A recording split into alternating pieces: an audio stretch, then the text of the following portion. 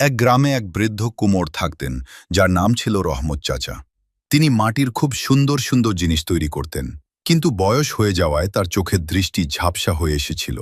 গ্রামের বাজারে এখন প্লাস্টিক আর কাঁচের জিনিসের ভিড়, তাই রহমত চাচার মাটির হাঁড়িকুড়ি কেউ আর কিনতে চাইত না।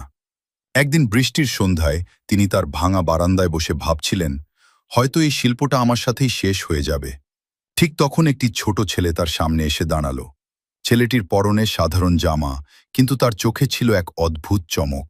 সে বলল, চাচা, আপনি কি আমাকে মাটির প্রদীপ বানানো শিখিয়ে দেবেন? রহমত চাচা অবাক হলেন। তিনি পরম যত্নে ছেলেটিকে চাকা ঘোরানো এবং কাদা মাটি দিয়ে আকার দেওয়া শেখাতে লাগলেন। কয়েকদিন পর সেই ছেলেটি সাধারণ প্রদীপের গায়ে অসাধারণ সব নকশা করতে শুরু করল, যেগুলো অন্ধকারেও যেন উজ্জ্বল দেখাত।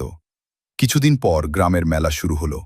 রহমত চাচা আর সেই ছেলেটির বানানো প্রদীপগুলো যখন দোকানে সাজানো হলো, মানুষ অবাক হয়ে গেল। মাটির প্রদীপের গায়ে এমন কারুকাজ তারা আগে কখনো দেখেনি। মুহূর্তের মধ্যেই সব প্রদীপ বিক্রি হয়ে গেল।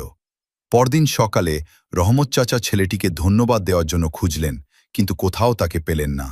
এমনকি গ্রামের কেউ বলতে পারল না ছেলেটি কে বা কোথা থেকে এসেছিল। রহমত চাচা তখন বুঝতে পারলেন, যখন মানুষ মন থেকে কোনো শিল্পকে ধরে রাখতে চায়, তখন ভাগ্য বা কোনো অদৃশ্য শক্তি ঠিকই সাহায্যের হাত বাড়িয়ে দেয়।